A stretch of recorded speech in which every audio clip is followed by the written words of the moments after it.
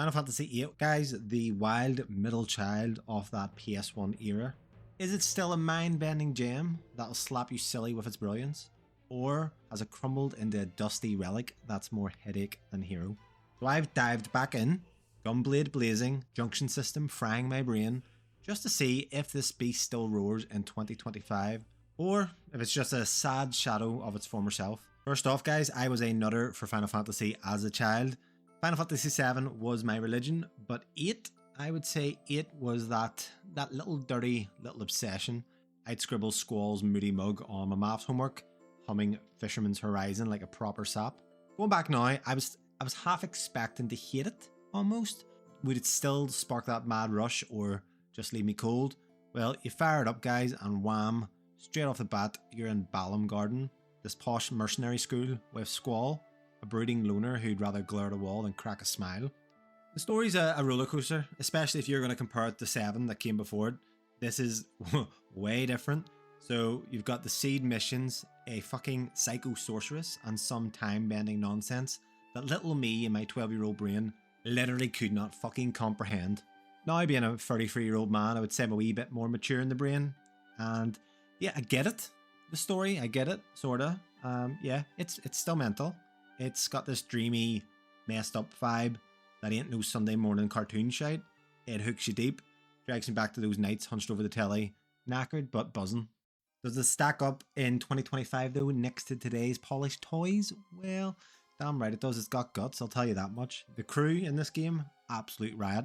Not unlike 7 with Cloud, we've got the main character now, Squall, who's a bit of a grumpy bastard.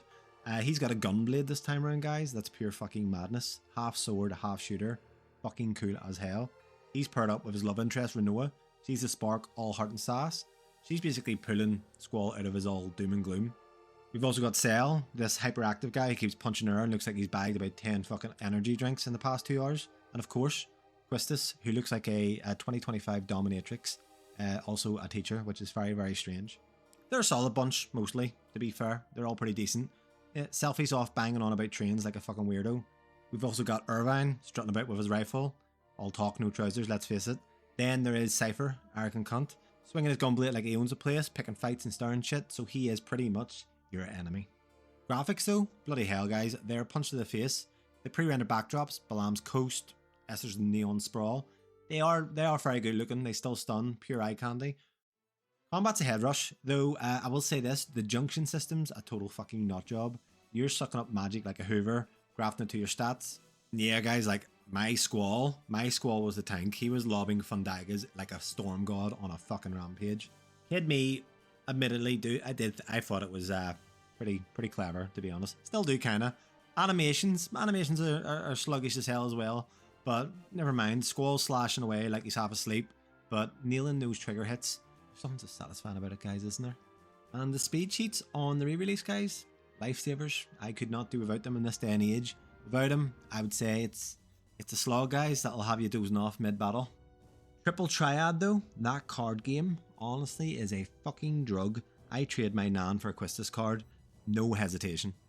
But what Final Fantasy, especially the PS1 era, could be complete without that fantastic music by Nobuo Uematsu? A genius with a capital G. The extreme kicks in during a boss fight, and I'm hyped like Cell over there on the fucking Red Bull. I'd loop that shit on my PC back in the day. And like I said, guys, the story is a whirlwind. Keeps you guessing with the day's witchy cackling. The orphanage bombshell, honestly, hit it hard then. Still hits pretty hard now. And then time getting all screwy. It's pretty much bonkers, let's face it. It's a bonkers storyline, but brilliant. But let's get down to brass tacks, guys. Final Fantasy VIII in 2025. Does it still hold up? Is it a good game? And I have to say, it still smacks hard. It's just burned into my skull. And replaying it, honestly, is a thrill. All warts and all. Masterpiece or mess? Well, it's a gem. A few cracks, though. I'll say that. If you can hack the rough bits, it's a corker with a spin. You lot still rate it? Let me know in the comments below. And if you haven't liked or subscribed to videos before, subscribe and I'll see you in the next one.